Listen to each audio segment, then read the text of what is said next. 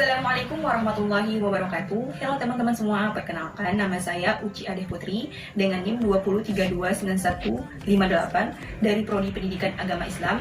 Saya anggota dari kelompok 6 yang akan mempresentasikan materi yang berjudul Administrasi Sarana dan Prasarana.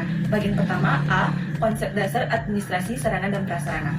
Secara mendasar, pengertian sarana dan prasarana dapat kita lihat pada Undang-Undang Nomor 20 Tahun 2003, Sistem Pendidikan Nasional khususnya pada pasal 45.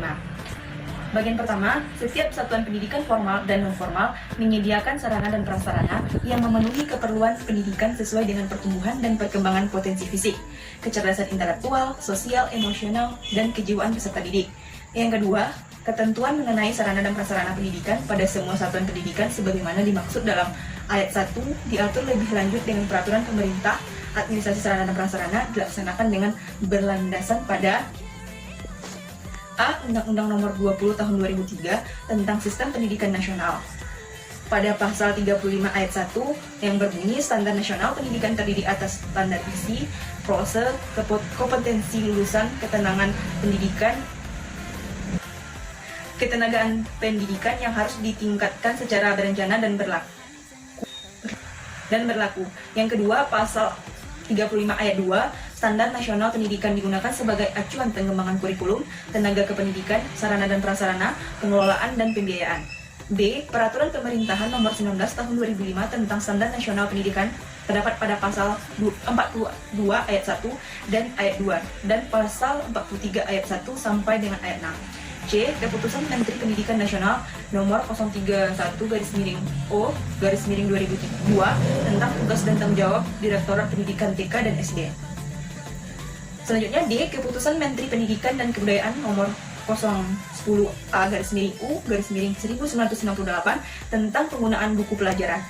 E. Keputusan Dirjen Pendidikan Dasar dan Menengah Nomor 262/J/Cap/R tahun 1992 tentang pembakuan sarana pendidikan bagi sekolah di lingkungan pembinaan Direktorat Jenderal Pendidikan Dasar dan Menengah. Ditinjau dari fungsi atau perannya terhadap pelaksanaan proses belajar mengajar, sarana pendidikan sarana menteri dibedakan menjadi 3 macam, yakni yang pertama alat pelajaran, yang kedua alat peraga, yang ketiga media pengajaran. Menurut Suharsini, AK, pada tahun 1979 diterangkan bahwa yang termasuk prasarana pendidikan adalah bangunan sekolah dan alat perabotan sekolah. Selanjutnya, kadang-kadang pengertian tentang alat pelajaran, alat peraga, dan media pendidikan masih suka dibedakan orang. Alat pelajaran adalah alat yang digunakan secara langsung dalam proses belajar mengajar.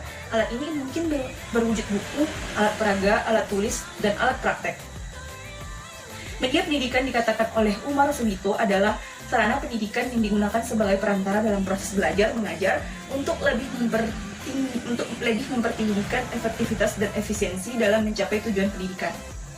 Sarana pendidikan diklasifikasikan menjadi 3 macam, yaitu yang pertama ditinjau dari habis tidaknya dipakai, yang kedua ditinjau dari bergerak tidaknya pada saat digunakan, yang ketiga ditinjau dari hubungannya dengan proses belajar mengajar. Yang kedua, B. Proses administrasi sarana dan prasarana. Secara kronologis operasional kegiatan administrasi sarana dan prasarana pendidikan meliputi terdapat 7 macam. Yang pertama, 1. Perencanaan pengadaan barang, yang kedua pengadaan barang, yang ketiga inventarisasi, yang keempat penyaluran, yang kelima pemanfaatan dan pemeliharaan, yang keenam penghapusan dan penyingkiran, yang ketujuh pengendalian. Yang terakhir C. Peran guru dalam administrasi sarana dan prasarana.